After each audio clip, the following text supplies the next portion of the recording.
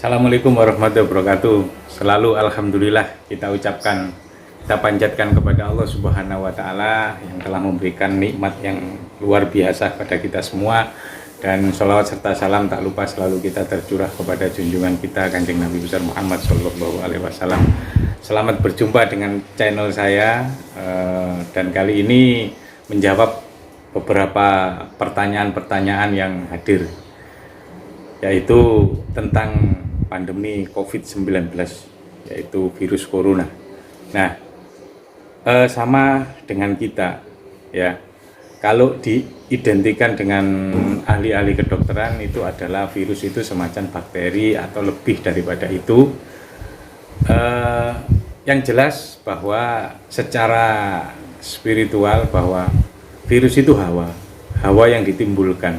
Seperti kita ketika ngomong, ketika berpuasa seperti ini menjadikan satu hawa, tetapi hawa itu akan menjadi kasturi, akan menjadi enak ketika di surga nanti kelak. Nah, ketika sekarang maka hawa itu menjadi tidak enak, kan begitu. Nah, hawa ini bisa kita rubah, bisa kita jadikan satu manfaat apabila cuma satu yang bisa merubah hawa itu. Apa? Doa. Nah, doa yang bagaimana yang kita khususkan untuk kali ini? Sebenarnya doa boleh semua, boleh dengan bahasa Arab, boleh dengan bahasa Indonesia, boleh dengan bahasa Jawa, tidak ada masalah. Yang penting adalah sebelum doa kita harus berwirid dulu, kita bertakarub dulu, mendekatkan diri kepada Allah. Apa wiridnya? Ini merupakan satu yang saya ajarkan kepada teman-teman yang mungkin dulu pernah dizikir wasilah di channel saya. Yang pertama itu adalah yang paling utama ketika kita keluar dari rumah, ketika kita mau berinteraksi dengan seseorang, maka jangan lupa sebelumnya harus membaca ayat kursi. Allahu la ilaha illa wal hayyul qayyum la ta'khudhu sinatu wa la naum lahu ma fis samawati wa ma fil ardh man dalladzi yasfa'u indahu illa bi idznihi ya'lamu ma baina aydihim wa ma khalfahum wa la yuhituna bi syai'in min ilmihi illa bima syaa. Wasi'a kursiyyuhus samawati wal arda wa la ya'uduhu hifdzuhuma wa huwal aliyyul azim. Tidak boleh dibaca tapi harus hafal.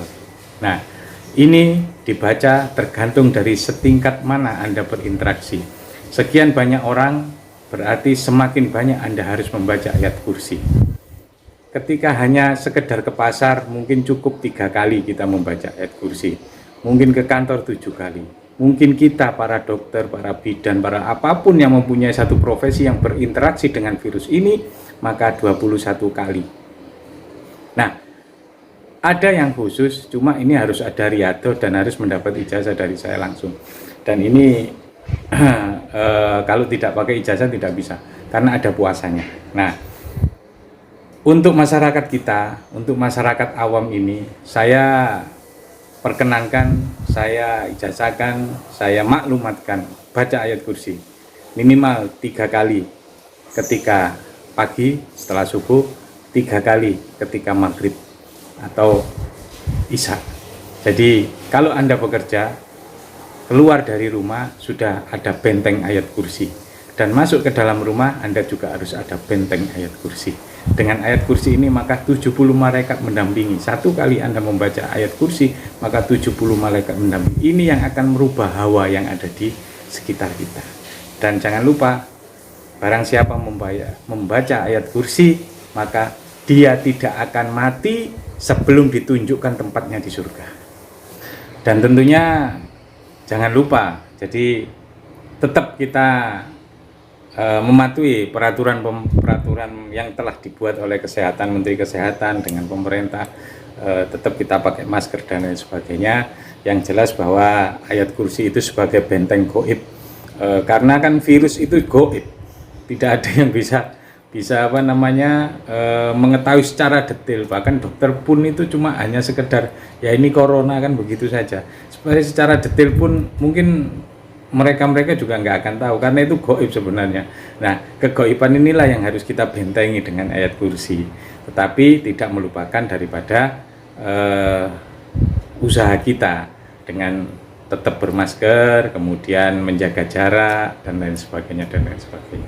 Saya kira itu Mudah-mudahan puasa kita diterima oleh Allah Subhanahu wa taala, dijadikan insan yang takwa, dan selamat berbuka puasa. Mudah-mudahan puasa kita juga menjadikan satu benteng untuk menangkal hal-hal yang gaib. Assalamualaikum warahmatullahi wabarakatuh.